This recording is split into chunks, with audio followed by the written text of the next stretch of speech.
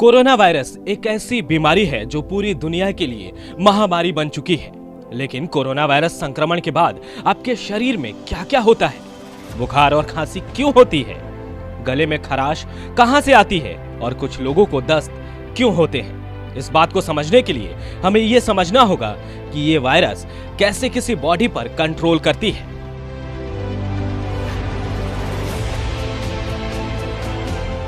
कोविड-19 अन्य सभी वायरस की तरह है, जिसमें उसे एक होस्ट की जरूरत होती है और इंसानी शरीर इसका जरिया बनता है, जो इसे जिंदा रहने और फैलने में मदद करता है। दरअसल वायरस एक ऐसी चीज है जो खुद कुछ भी नहीं कर सकता। इसे प्रजनन के लिए किसी जीवित प्राणी के शरीर की जरूरत होती है। वायरस बैक्टीरिया से काफी अलग होता है। उसे खाने, पीने, मल त्यागने या आराम करने की आवश्यकता नहीं होती, बल्कि इसका केवल एक ही काम है और वह है अपने जैसे और वायरसों को रिप्रोड्यूस करना। लेकिन यह केवल तभी हो सकता है जब इसे एक बार एक परफेक्ट होस्ट मिल जाए। कोविड-19 कोरोना वायरस का इकलौता टाइप नहीं है।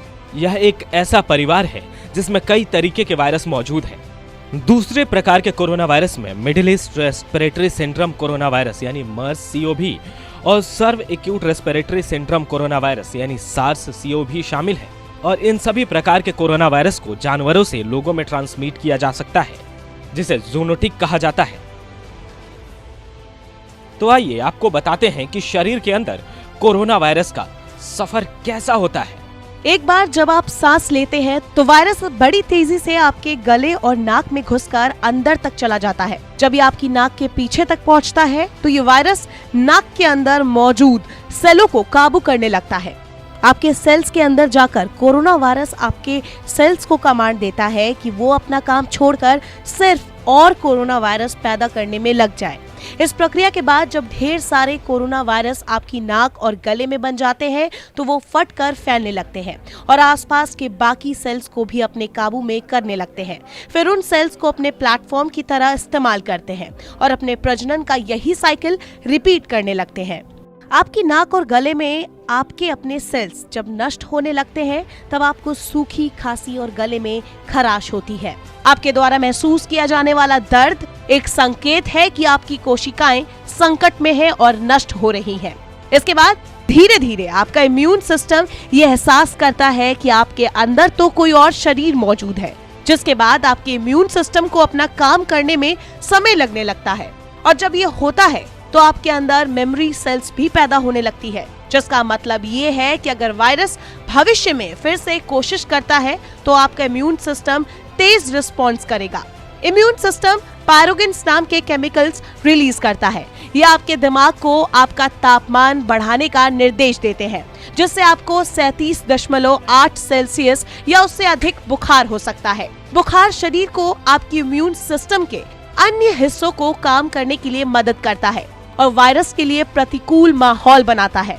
कई एक्सपर्ट्स कहते हैं कि बुखार वास्तव में इन्फेक्शन से लड़ने के लिए सक्षम होता है। हालांकि बुखार से इंसान कमजोरी और थका हुआ महसूस करता है, इसलिए इसे कम करने की कोशिश की जाती है, जिस कारण से लोग इस वायरस के साथ बहुत बुरा महसूस कर रहे हैं।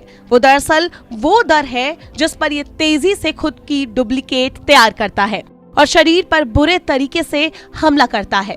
अच्छी बात यह है कि बुखार, खांसी और गले में खराश जैसे लक्षण ज्यादातर इंसानों में खत्म हो जा रहे हैं और 5 से 7 दिनों के अंदर शरीर का इम्यून सिस्टम अपने आप काम करने लग रहा है, जिससे लोगों के ठीक होने के चांसेस बढ़ जाते हैं।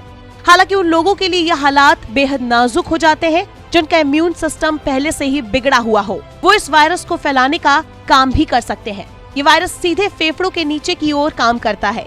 यहाँ एक फेफड़ों में कोशिकाओं पर हमला करता है, जिससे फेफड़ों को ऑक्सीजन लेने और कार्बन डाइऑक्साइड छोड़ने में मुश्किलें होने लगती है और फिर सांस लेने में भी तकलीफ होने लगती है। कोविड-19 वायरस फेफड़ों के अधिक से अधिक हिस्सों पर हमला करता है। फेफड़े सूज जाते हैं और फ्लूइड और पस से भरना शुरू कर सकते हैं, जिससे निमोनिया का खतरा बढ़ सकता है, जिससे मरीज को वेंटिलेटर में भेजने की नौबत तक आ जाती है और मरने के चांसेस भी बढ़ जाते हैं। यही वजह है कि कोरोना वायरस के मरीजों को सांस लेने में तकलीफ होने लगती है। वायरस से संक्रमित मरीज को सीने और बाकी बॉडी पार्ट्स में दर्द, एनर्जी की कमी जैसा महसूस होता है। कई बार मरीज को डायरिया की दिक्कत भी हो जाती है, क्योंकि ये वायरस आपके नाक से होते हुए आपके आंत तक जा सकता है।